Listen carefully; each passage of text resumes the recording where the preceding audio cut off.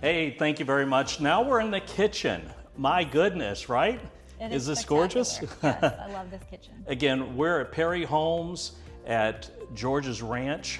I'm Shane Tracy, broker of Good to Go Realty, and I've got Victoria Taylor, the owner and founder of The Refined Home, with us. And thank you very much for being here. Thanks for having me. You're welcome. You're absolutely welcome. And so, I mean, we've got another gorgeous kitchen, right? Yes, and it's a great example of a more sophisticated take on the modern organic aesthetic. So I'd like to go over the top 5 tips for bringing this type of aesthetic into your own home.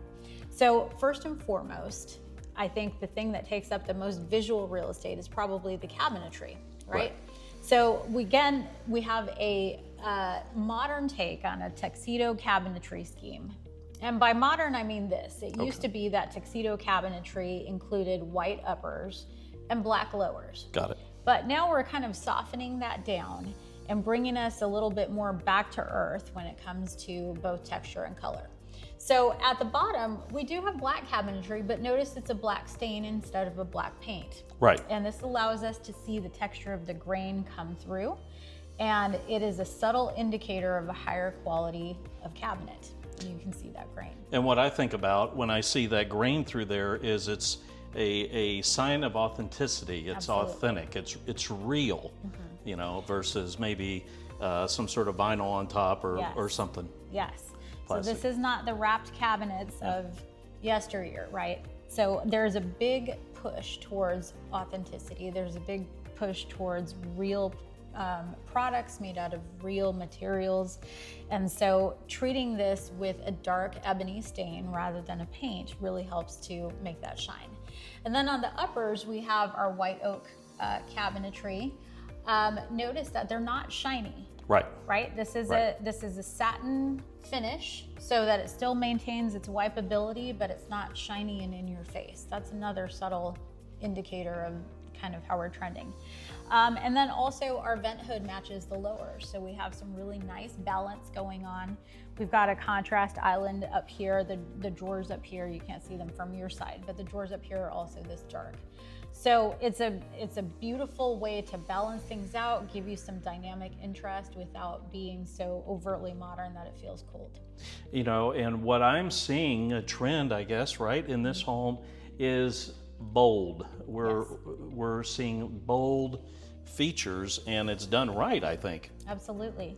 So speaking of bold, we have our lighting that comes next, and it's at the same level as the cabinetry, so it holds equal value when it comes to interpreting the space as a whole. Now, one of these fixtures might have traditionally been used as a standalone piece over, let's say, a breakfast table. Right. But rather than using small little dinky pendant lights over the island, they've opted to use these larger size pendants. And they're still using the same spacing, the same junction boxes, but they've increased the size. So it does for the kitchen what the large artwork did for the living room, and that is bring a bold sense of intentional style to the space. And I think they've done it right. Absolutely. It makes sense. Absolutely. It really does make sense. Now, another effort in bold, but on the more subtle end, is this massive island. We've got this beautiful, it's a subtle quartz with more subtle veining than, let's say, our fireplace, right? Right. Yep. So, but just the size of it makes it bold. We also have our waterfall edge here.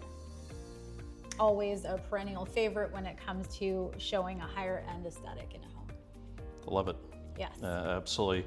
It's, again, that bold aspect of what you see in this home isn't too much. It's not a punch in the face. Right. No, it is not a punch in the face. Like you want to sit there and go, maybe you should have stopped 2/3 of the way through. Yes. You know, instead of all the way. All the and there's a subtleness, still the boldness in here, and I really like their slant on that modern organic. Yes.